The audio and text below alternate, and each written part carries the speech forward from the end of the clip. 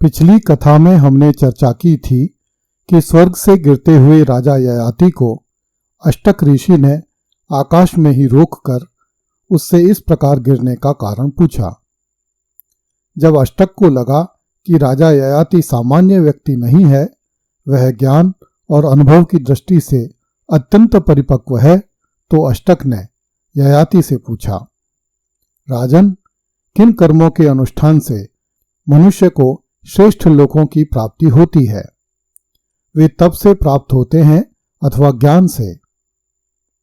राजा ययाति ने उत्तर दिया, स्वर्ग के 7 द्वार हैं, दान, तप, शम, दम, लज्जा, सरलता और सब पर दया।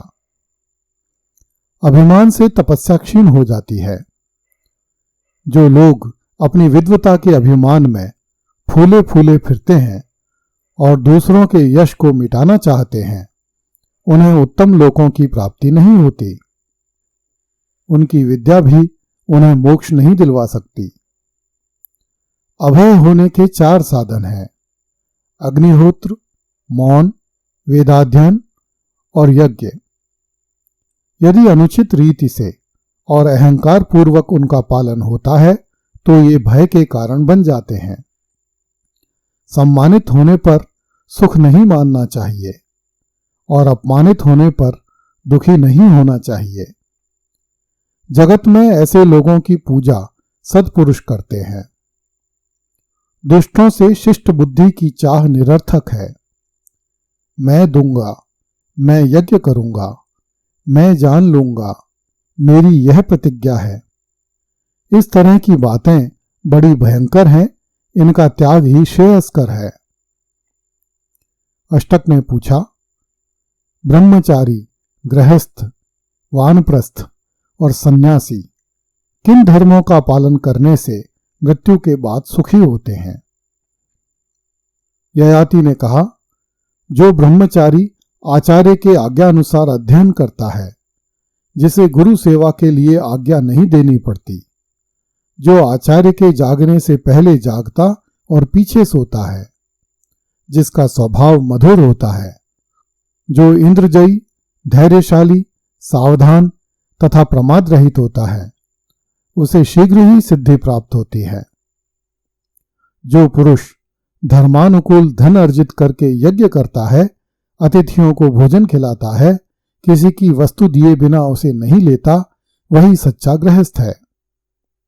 जो व्यक्ति स्वयं उद्योग करके फल मूल से अपनी जीविका चलाता है, पाप नहीं करता, दूसरों को कुछ न कुछ देता रहता है तथा किसी को कष्ट नहीं पहुंचाता, थोड़ा खाता और नियमित चेष्टा करता है, वह वानप्रस्थी शीघ्र सिद्धि प्राप्त कर लेता है।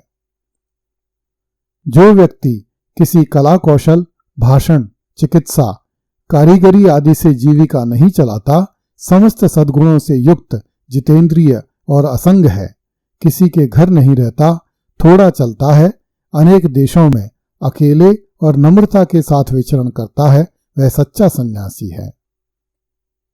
इस प्रकार और बहुत सी बातचीत करने के बाद ययाति ने कहा, देवता लोग शीघ्रता करने के लिए कह रहे हैं, मैं अब गिरूंगा। इंद्र के वरदान से मुझे आप जैसे सत्पुरुषों का समागम प्राप्त हुआ है। अष्टक ने कहा, स्वर्ग में मुझे जितने लोक प्राप्त होने वाले हैं, अंतरिक्ष में अथवा सुमेरु पर्वत के शिखरों पर जहां भी मुझे पुण्य कर्मों के फल स्वरूप जाना है, उन्हें मैं आपको देता हूं, आप गिरे नहीं। ययाति ने कहा, मैं ब्राह्मण नहीं हूं, दान कैसे लूं? इस प्रकार के दान तो मैंने भी बहुत से किए हैं। इस पर राजर्षि प्रतर्दन ने कहा, मुझे अंतरिक्ष अथवा स्वर्ग लोक में जिन जिन लोकों की प्राप्ति होने वाली है, मैं आपको देता हूं। आप यहां न गिरें, स्वर्ग में जाएं। ययाति ने कहा, कोई भी राजा अपने समकक्ष व्यक्ति से दान नहीं ले सकता। क्षत्रिय होकर दान लेना यह तो बड़ा अधर्म का कार्य है। अब तक किसी श्रेष्ठ क्षत्रिय ने ऐसा काम नहीं किया है, फिर मैं ही कैसे करूं? राजा ययाति की बात सुनकर वसुमान ने कहा, राजन, मैं अपने सभी लोक आपको देता हूं।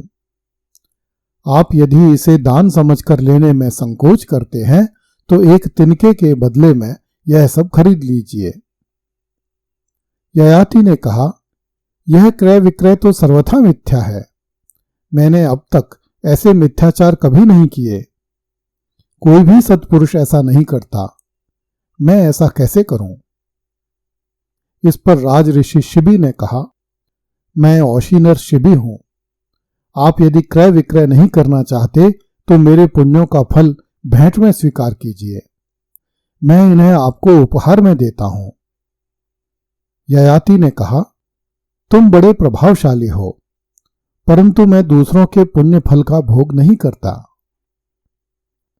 इस पर ऋषि अष्टक ने पुनः कहा, अच्छा महाराज, आप एक एक के पुण्य लोक नहीं लेते तो आप हम सभी के पुण्य लोक एक साथ ले लीजिए। हम आपको अपने समस्त पुण्य फल देकर नरक में जाने को भी तैयार हैं। ययाति ने उत्तर दिया, भाई, मैं क्षत्रिय हूं। तुम लोग मेरे स्वरूप के अनुरूप प्रयत्न करो। सत्य पुरुष तो सत्य के ही पक्षपाती होते हैं। दान, उपहार, भेंट आदि मैंने नहीं लिए, अब कैसे लूं? जो कार्य मैंने कभी नहीं किए, अब कैसे करूं? अष्टक ने कहा, महाराज, आकाश में ये 5 स्वर्ण रथ किसके दिखाई दे रहे हैं? क्या इन्हीं के द्वारा पुण्य लोकों की यात्रा होती है? ययाति ने कहा, हां, ये स्वर्ण रथ तुम लोगों को पुण्य लोकों में ले जाएंगे। अष्टक ने कहा, आप इन रथों के द्वारा स्वर्ग की यात्रा कीजिए, हम बाद में आ जाएंगे। ययाति बोले, हम सभी ने स्वर्ग पर विजय प्राप्त कर ली, इसलिए चलो हम सब साथ ही चलें। देखते नहीं वह स्वर्ग का प्रशस्त पथ दिख रहा है। अष्टक, प्रमर्दन, वसुमान और शिबी का प्रतिग्रह अस्वीकार कर देने के कारण राजा ययाति भी स्वर्ग के अधिकारी हो गए थे। अतः वे सभी रथों पर बैठकर स्वर्ग के लिए चल पड़े। मार्ग में जब औशीनर शिबी का रथ सबसे आगे चलने लगा तो अष्टक ने ययाति से पूछा, राजन, इंद्र मेरा मित्र है।